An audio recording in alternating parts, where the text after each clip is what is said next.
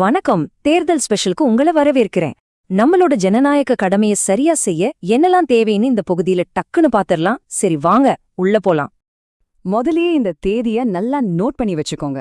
தமிழ்நாட்டுல தேர்தல் நடக்க போற நாள் ஏப்ரல் 23, 2026. டைம் வேகமா நெருங்கிட்டு இருக்கு. சோ நம்ம எல்லாரும் ஓட்டு போட ரெடியா இருக்கணும் இல்லையா? சரி, தேர்தல் அன்னைக்கு நமக்கு பொதுவா வர்ற ஒரு பிரச்சனை என்னன்னா, அவசரத்துல நம்ம வோட்டர் ஐடி கார்டை வீட்ல வச்சுட்டு வந்துருவோம். இல்லாட்டி அது எங்கேயாச்சும் மிஸ் ஆயிருக்கும். அப்போ என்ன பண்ணுன்றது? இந்த கேள்வி உங்க மனசுலயும் இருக்கா? இதுக்கு நீங்க கொஞ்சம் கூட கவலைப்பட வேண்டாம். நம்ம தேர்தல் ஆணையம் இதுக்கு ஒரு சூப்பரான வழியை கொடுத்திருக்கு. உங்க வோட்டர் ஐடி கார்டு உங்க கையில இல்லைனாலும் நீங்க கண்டிப்பா ஓட்டு போடலாம். அதுக்கு மொத்தம் 12 மாற்று வழிகள் இருக்கு.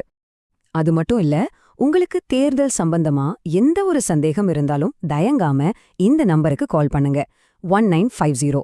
இது ஒரு கட்டணமில்லா சேவை, அதாவது டோல் ஃப்ரீ நம்பர். உங்க போலிங் பூத் எங்க இருக்கு, வோட்டர் லிஸ்ட்ல உங்க பேர் இருக்கான்னு செக் பண்றதுன்னு எல்லாத்துக்கும் இங்க பதில் கிடைக்கும். சரி, இப்போ தேர்தல் ஆணையம் ஏத்துக்கிற அந்த 12 மாற்று அடையாள ஆவணங்கள் என்னென்னு பார்க்கலாமா? இதோ முதல் பகுதி. இப்ப ஸ்கிரீன்ல பாருங்க. முதல் 6 ஆவணங்கள் என்னென்னா, உங்க Aadhaar card, NGNRGA job card, போட்டோவோட இருக்கிற பேங்க் இல்லைனா போஸ்ட் ஆஃபீஸ் பாஸ்புக், அப்புறம் தொழிலாளர் அமைச்சகம் கொடுக்கிற health insurance smart card, driving licence, கடைசியா பான் கார்டு. இதுல எது ஒண்ணு உங்க கையில இருந்தாலும் போதும். ஓகே, அடுத்த பகுதிக்கு போலாம். மீதி இருக்கிற 6 அங்கீகரிக்கப்பட்ட அடையாள ஆவணங்கள் என்னன்னு பாப்போம் வாங்க.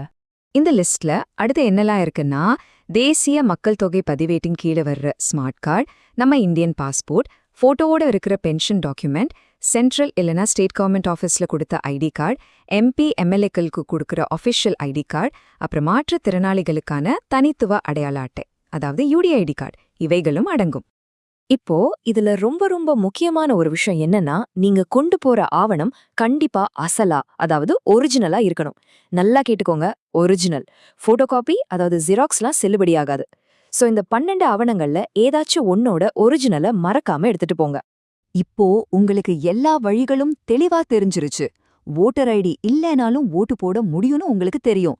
சோ சரியான ஆவணத்தோட வாக்குச்சாவடிக்கு போய் உங்க உரிமைய பயன்படுத்துங்க. என்ன, நம்ம ஜனநாயக கடமையை செய்ய நீங்க தயாரா?